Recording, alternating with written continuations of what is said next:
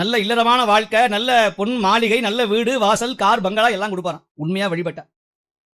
அப்போ சொல்றார், நான் என்ன பாடலந்தோ, நான் பெருசா என்ன பாடிட்டேன். சொல்றவர் யாரு? அவர் பெருசா பாடினாரா?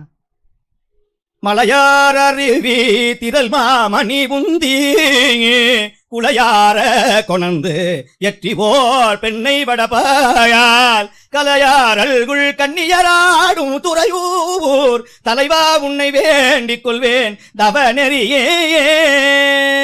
தம்மானை அறியாத சாதியார் உளரே சடைமேற்கொள் பிறையானை விடைமேற்கொள் விகிர்தல். இப்படி பாடுகிறார்.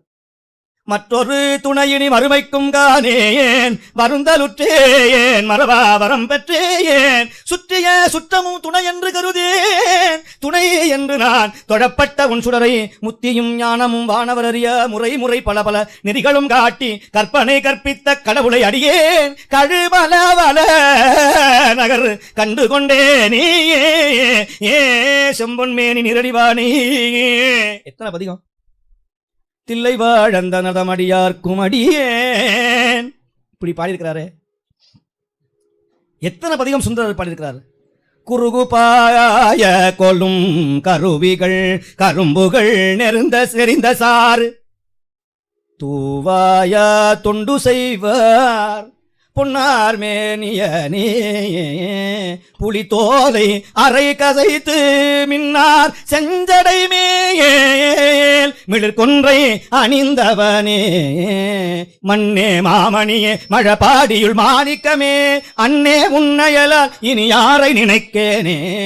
பாடுவார் பசி தீர்ப்பாய் பரவுவார் பிணிகளைவாய் ஓடுனன் கலனாக உன்பலிக்கு உழல்வாரே காடு நல் இடமாக கடு இருள் நடமாடும் வேடனே குருகாவூர் வெள்ளடை நீ என்றே பன்னிடை தமிழ் ஒப்பாய் பழத்தினில் சுவை ஒப்பாய் கண்ணிடை மணி ஒப்பாய் கடு இருள் சுடர் ஒப்பாய் மண்ணிடை அடியார்கள் மனத்து இடர்வாராமே விண்ணிடை குருகாவூர் வெள்ளடை நீ என்றே. எங்கேனும் இருந்து எந்த ஊருக்கு போனாலும் சரி எந்த நாட்டுக்கு போனாலும் சரி அங்க போய் எந்த இடத்துல இருந்தாலும் சரி என்ன நினைச்சுக்கிட்டா போதுமா, சுவாமியை நினைச்சா கூட வந்து அருள் செய்வானா.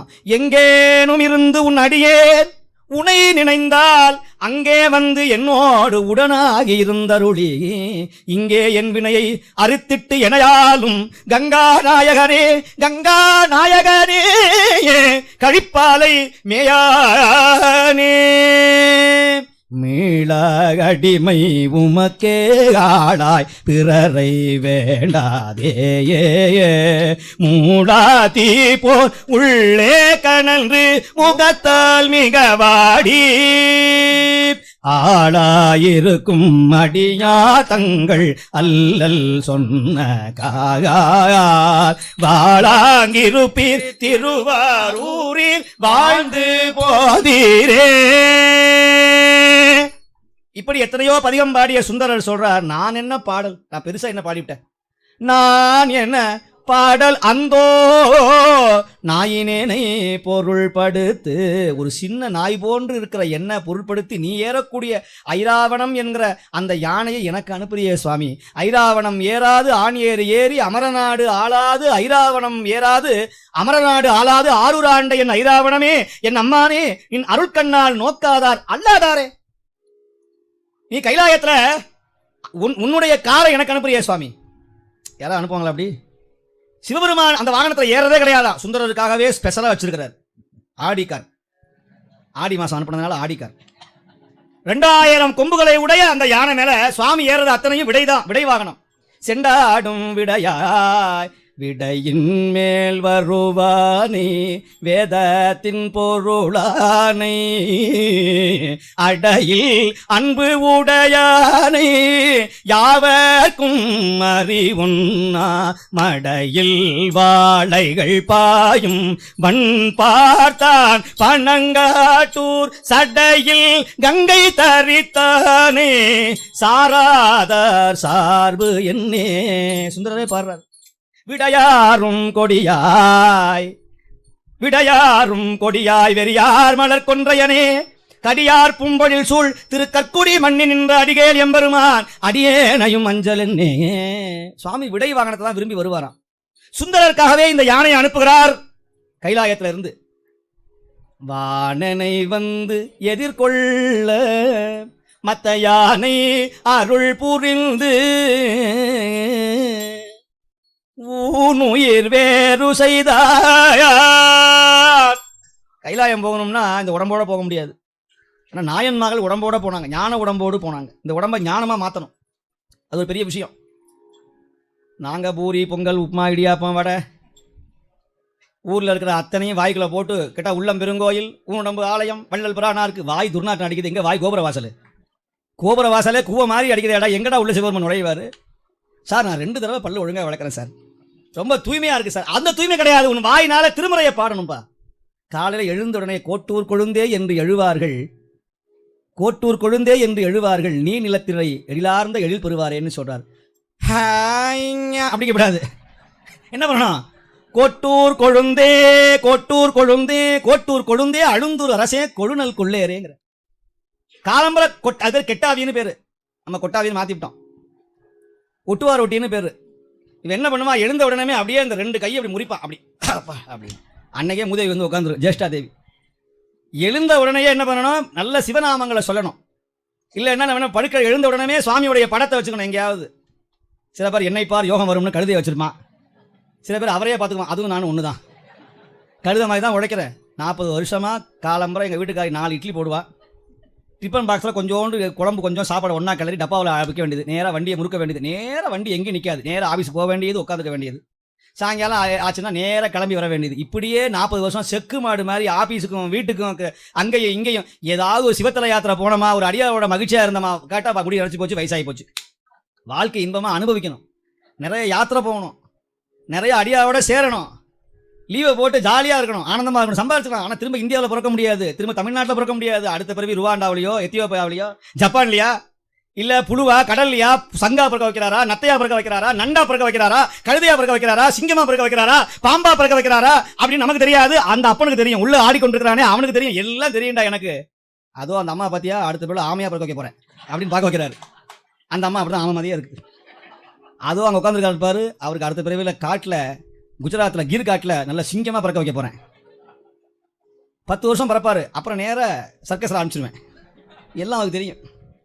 ஆனால் நம்ம என்ன பண்ணுறோம், அவனை போட்டு அபிஷேகம் பண்ணி கையை காலை பிடிச்சி இழுத்து எல்லாம் பண்ணி அவன் ஒன்றுமே தெரியாமல் விறகு விற்றுருக்கிறான், ஒன்றுமே தெரியாமல் மாணிக்க விற்றுருக்கிறான், ஒன்றுமே தெரியாமல் வளையல் வாங்கலையோ வளையல்னு பெண்கள் கையை பிடிச்சி இழுத்து இழுத்து வளையல் ஃப்ரீயாக போட்டு விட்டுருக்கிறார் மதுரையில்.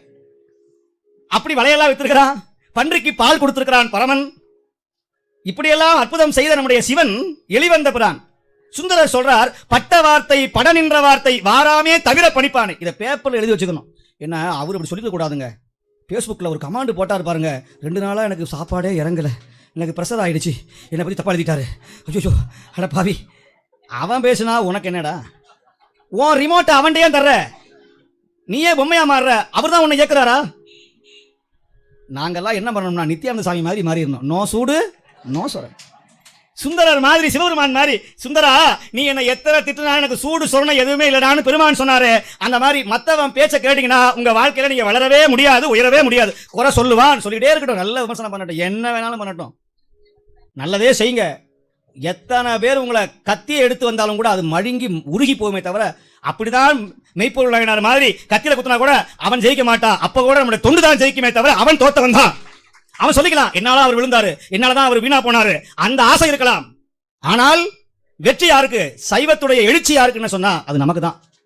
அதனால விமர்சனத்துக்கு பத்தி கவலைப்படாதீங்க. பட்ட வார்த்தை பட நின்ற வார்த்தை வாராமே தவிர பணிப்பானே. ஒருத்தர் மாலை போடுவார், ஒருத்தர் அருமையான காலில் விழுந்து கும்பிடுவார், பணமா கொடுப்பார், நல்ல தாம்பாளத்தில் ஆப்பிள் ஆரஞ்சு எல்லாம் வைப்பார், அடுத்த நிமிஷமே வெளியே போய் குறையும் சொல்லுவார்.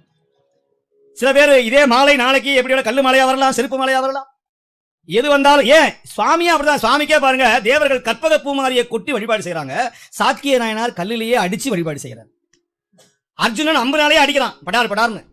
நம்முடைய கண்ணப்ப நாயனார் பார்க்கிறார், கொழுவிய தசைகள் எல்லாம் கோலில் தெரித்து கொத்து பழகிய இனிமை பார்த்து நாயனீரே சால அழகிது சுவாமி காலத்தியப்பா நல்ல அருமையான பன்றி இறைச்சியை நல்லா சுட்டு அப்படி தேக்கு இலையில தொன்னை செஞ்சு தேரை புழிஞ்சு விட்டு அதில் 4 தடவை நல்லா பிஸ்கட்டை மாதிரி முக்கி எடுத்து நான் சாப்பிட்டு பார்த்துட்டு வெந்திரிச்சா வேகலையான்னு பல்லில் பார்த்து எச்ச வரல, பல்லில் மட்டும் கடிச்சு அதுக்கு பழகிய இனிமை பார்த்து கொண்டு வந்து சுவாமியினுடைய வாயில் வைக்கிறாராம். நாயனீரே சால அழகிது, சால அழகிது நாயனீரே, அமுது செய்து அருள்வியல்.